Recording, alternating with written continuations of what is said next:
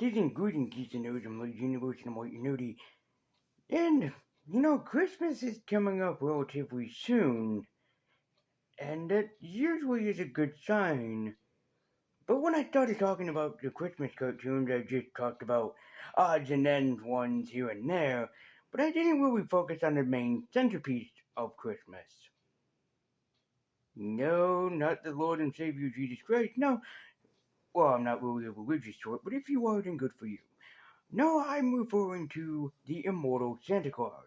Depending on where you're from, Santa Claus had different origins. That he was an orphan, but he was just a kind, kindred soul. He was a man who was just a kind, kindred soul that was a saint that went around every December 25th and delivered toys to children and those of less fortune. So Santa Claus's origin throughout history and also folklore has also seemed to have changed a lot during recent years. But we gotta talk about one of my favorite incarnations of the character, not my most favorite.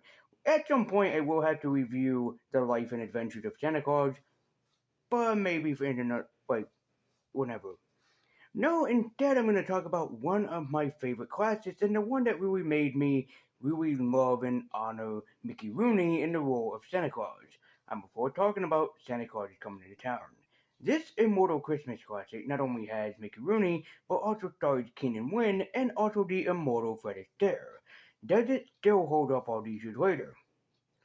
Well, considering that it was in my top 10 favorite Christmas cartoons list, and also that it would all, and also that this special had lasted for over 50 years by this point. I think it's close to 60 or 70 years by this point. It's been an immortal Christmas classic.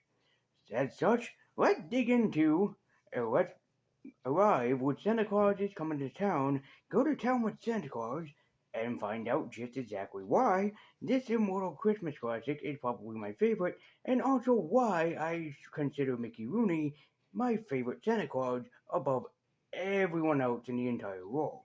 So let's start going to town and decorate the town in green and red. This is the year. This is Santa Claus is Coming to Town. We'll introduce our main character, S.D. Kruger, but for the rest of the scene, I'm going to call him Mr. Astaire or Fred Astaire just to avoid confusion. Mr. Astaire is on his way to the North Pole, delivering letters to Santa Claus that ask a lot of questions about Santa Claus's life that Mr. Astaire is opening up people to other mail. What is it with the post office and being enemies or foes in Christmas cartoons? I mean, all of the other reindeer had the evil postman, and now this one has a post office worker that's opening mail that's not directed to him, but directed to children. I don't even know about federal laws or the laws with the mail, but isn't it a federal offense for the post office to open up your mail? As long as it's not anything dangerous? This is just children's letter to Santa Claus. What is going on here? Why does the post office hate Christmas and Santa Claus so much? And don't you dare say it's because that's all the packages that they deliver. Oh, certainly that they don't complain about that. If they do, it's not to us because they deep down inside love us, and also they cherish everything that we do for them in a sense. It's a magical time of year to spread some love. So spread some love to your local post office worker. They do a lot of hard work and a lot of hardships, and they go out despite no matter what weather is thrown at them. So be sure to love your fellow post worker this December season. So Fred Astaire is reading letter after letter, asking question after question after question after question, and Fred Astaire decides, you know what? Screw it, I'll tell you. About Santa. Now Santa is a busy man. He has no time to play. He's got millions and millions of stuff. After the opening theme, or the opening song of the movie, we then skip into the opening credits of the movie. We start going to a place that is only known as Sombertown. What about this special is the lack of color in Sombertown to really let the tone sit in, as we are introduced to our main villain of the movie, Burgermeister Meisterburger. His associate, Grimsley, comes in with a baby, confusing Herr Burgermeister, but Herr Burgermeister doesn't want the baby as he tells him to take the baby away somewhere far away. He is picked up by the Kringle Elves. And by the way, fun fact, all the Kringle Elves in this scene are all voiced by one immortal person, Paul Frees. He is soon then introduced to Tanta Kringle, who takes him in and decides to join the lad, and then they call him Chris Kringle, his immortal name. The Kringle teach Chris everything, but the most important thing that they teach him is how to make toys. And of course, they have to sing a song about how they once were famous toy makers. Just the perfect quality. Then you're the first toy maker to the king. All the soldiers. Anyways, it is not long before Santa Claus, or Chris Kringle, grows immortal. Jesus Christ, that was fast. And he decides to take the toy to the Tomber Town. That is not before he's given a gift from Tanta Kringle, who gives him the famous red suit that Santa Claus always wears, answering the question where Santa's suit came from. He is then introduced to a penguin friend that's trying to find the South Pole, but is long away from it. This penguin is the side character known only as Topper. As unfortunately, one of the other villains in the movie, the Winter Warlock, is waiting for Santa Claus to return, as he's going to show him that he will no longer be a nice guy. But before Chris arrives, the Meisterburger was going out to, I guess, associate the news or something, as he slips on a toy ducky and falls straight on his ass. And this is when the Burgermeister decides that toys will forever be illegal and no longer be allowed in Sombertown. Thus is his powerful word. You think that the Burgermeister would learn something after all these years? Because there are still people that still collect and play with toys even nowadays. I won this in a giveaway on Twitter. If only that he would learn. Oh my god, he almost over that he buns in. If only that he would learn something from all this, that people collect toys and other merchandise and everything. If only that he would learn that people would love to come and love and respect their fellow toys and other things from their nostalgia and political pleasures. But Burgermeister apparently is an idiot and will not understand this. This is how I'm thinking the other battle with Goku and Superman will go. Why is Death Battle doing that again? It just makes no sense why Death Battle is making another Superman versus Goku. Anyways, aside from the toy banning thing, let's go back and see how Santa Claus is doing with the town, shall we? I love it when Chris gets to Sombertown. He is the most brightly colored one that stands out among the rest of them. It's an awesome little animation detail that I still love every time I watch this special. Now, after scaring away the townspeople, Chris decides to go and talk to some children who are cleaning their stockings, who then tell him the terrifying news: toys are banned. It is until he meets Miss Jessica, the school teacher, the future Mrs. Claus is his tale, who tells Chris that toys are outlawed and, well, not illegal. After Chris gives Jessica a kind gift of a dolly, she decides to see the error of her ways and see the good ways of his, thus making him an immortal.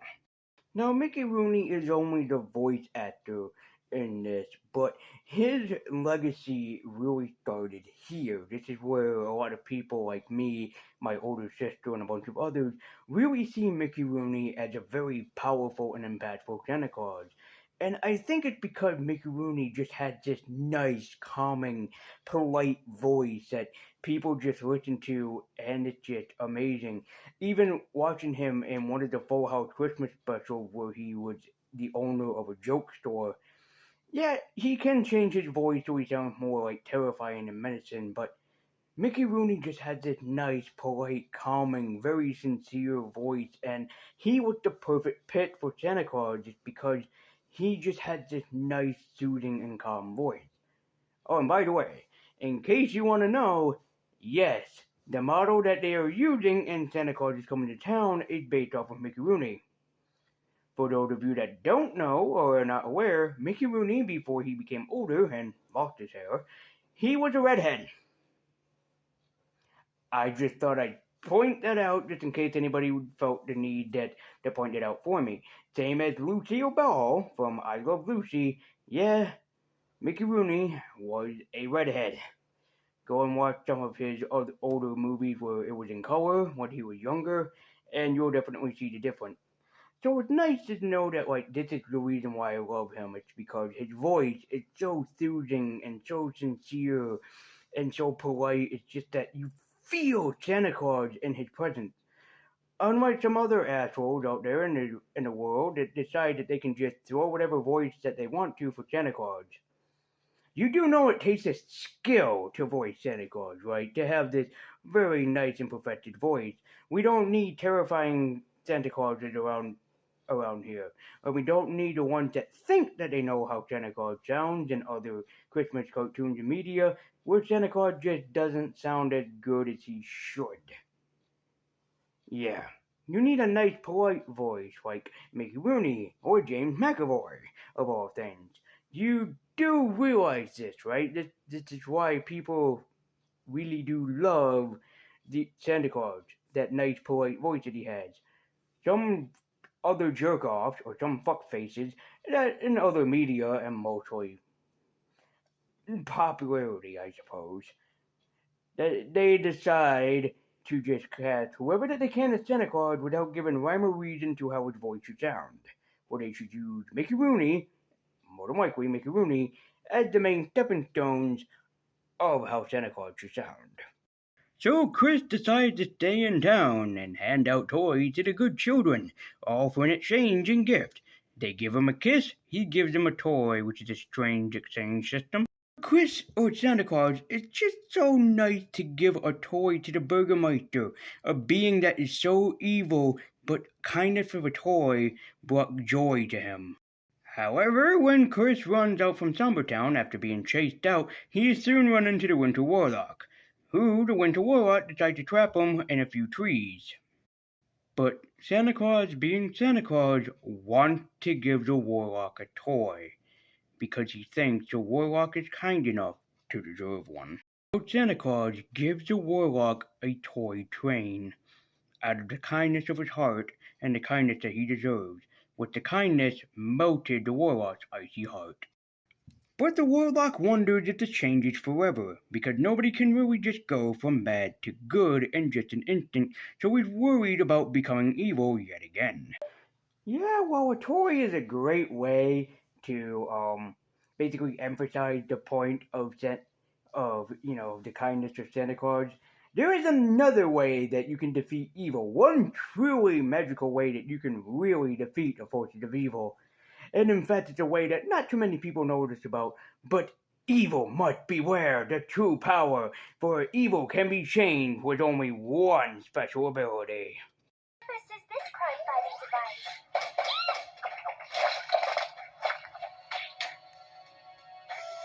Evil beware. We have waffles. Santa Claus says it's easy to change from bad to good. Wow, it's just as easy as taking the first step straight out the door. Oh, alright. Put one foot in front of the other, and soon you'll be walking across the floor. But Chris decides to still deliver the toys even though they're outlawed, to bring joy to the children who just need it, especially in the wrath of the Burgermeister. There's one toy Santa wanted to deliver, to a little girl named Susie who was very, very sick. As Chris goes down the chimney to deliver her toy, thus inspiring the chimney myth. It's not long before the Winter Warlock unfortunately loses his power, but not only that, it's not long before the Kringles and the Winter Warlock and Jessica and Chris are all arrested for what they've done.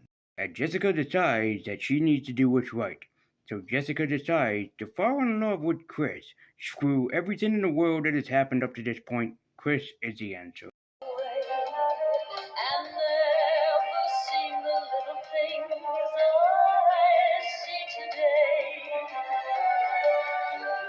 So she goes and asks Winter Warlock if he has anything that she can use in order to break them out of prison.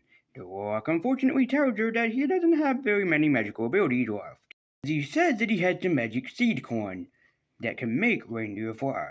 So that's exactly how the reindeer started flying, with some magical seed corn. The Burgermeister will not be defeated so easily this Christmas season. He decides, well, hell with it. We will destroy everything that Chris has, as he burns down the Kringle's workshop. Some time has passed between Chris becoming an outlaw considered to now, and that picture will no longer do them any justice as Chris is starting to grow a beard. He's the beard growing mastermind, and now he doesn't look all that different compared to the portrait of him. Dr. Kringle tells him to no longer use his Kringle name. He must use his real name, Claus, as he inherits his new name and identity. And so Chris and Jessica are magically married underneath the tree, as Jessica becomes the immortal Mrs. Claus and Santa Claus this night is thus born. As years go by, Santa Claus grows older and becomes immortal. He becoming a saint to us all, and a savior for every Christmas Eve he delivered for Christmas Day. And Foote Astaire points out something important. A lot of unhappiness may be in the world, but Santa Claus can take that happiness away. Seeing a smile on Christmas morning makes the world seem a little brighter. For you see, dear viewers, it's not about the presents that lie underneath the tree. It's the people around it. Those you love and cherish all the year round make the holidays all the more brighter. Definitely for sure, there are sad times during December. There are sad times before Christmas, sometimes sad times during Christmas. But the best part about it is that at the end of the day, you can make it worth it by sharing a gift with someone that you love, giving them something that they really want, even giving them something that they didn't know that they need. It shows that you're caring.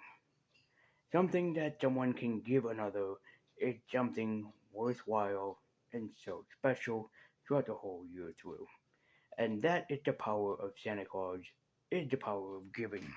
The power that he can give to everybody every single year is powerful enough.